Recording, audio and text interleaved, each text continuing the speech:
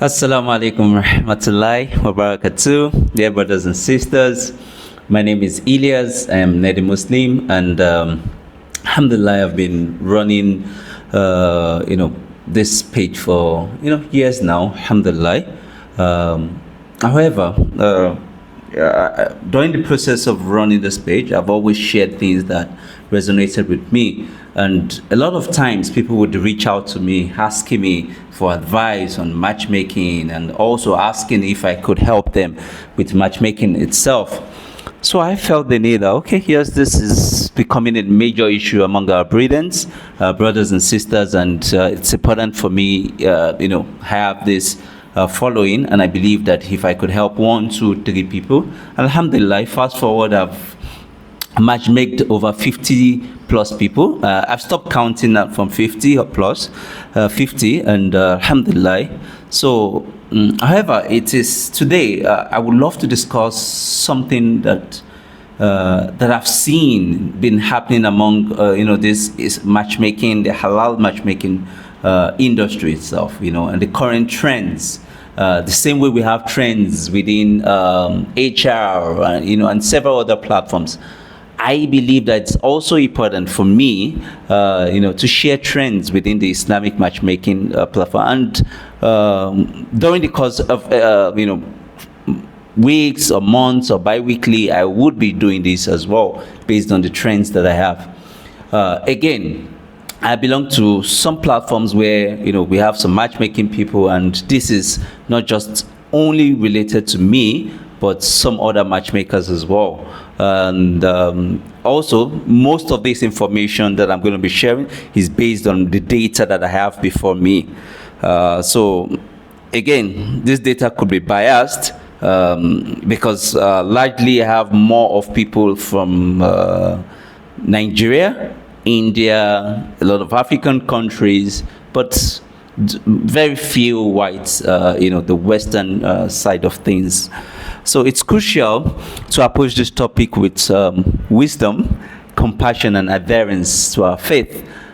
Please, any mistake I make during this course of this, may Allah forgive me, and anything that I've said that would be beneficial to people, may Allah accept it for me as well.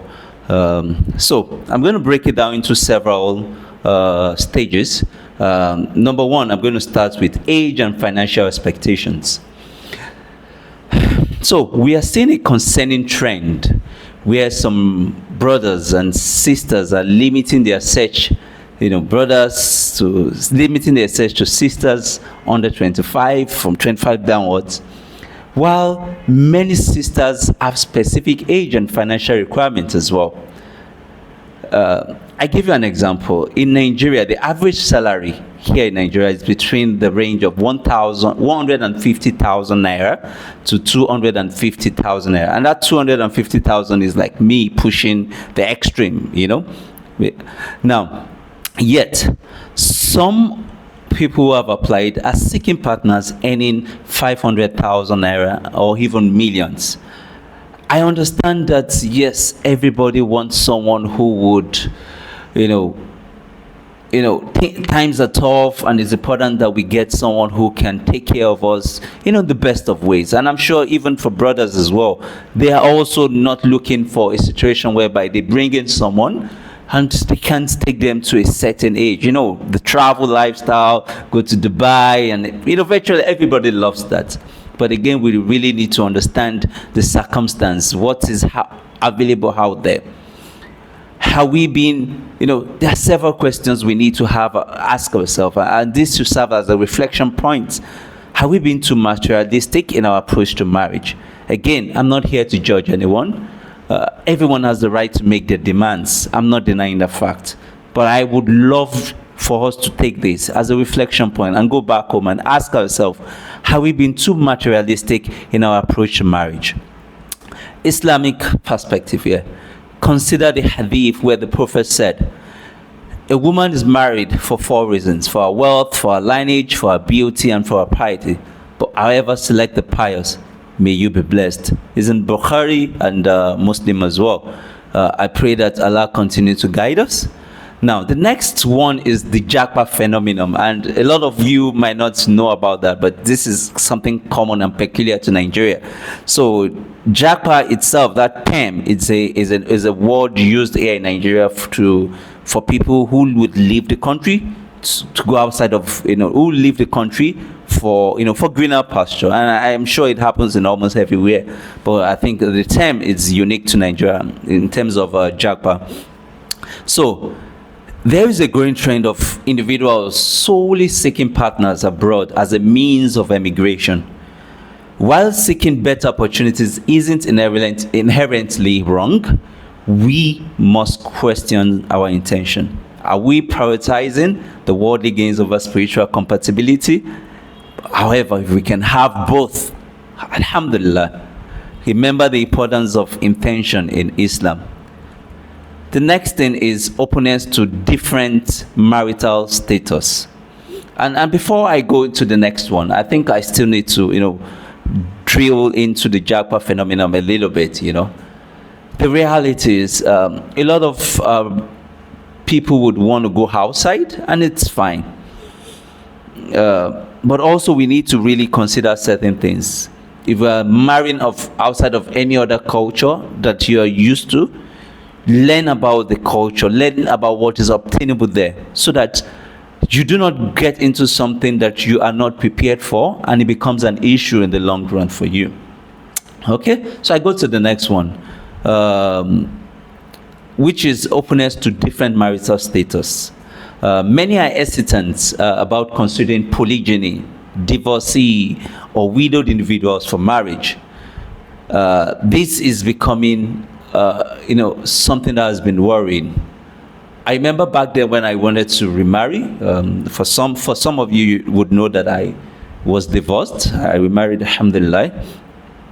It was a battle, trying to get people who will be interested in someone who is divorced. It's hard for a man, and it is even tougher for women, because a lot of our men, and again, do not forget that most of my inference is based on data that I have before me, and trust me, I have over 1,000 applications alone this year. Now, so what I'm saying is a lot of our brothers are not open to someone who is divorced. If the divorcee is with kids, it makes it super tough. And I understand the challenges that may come with it. And this, again, remember, this is me sharing the trends. This is not me trying to change anybody's mind, because, again, I have no right to want to do that.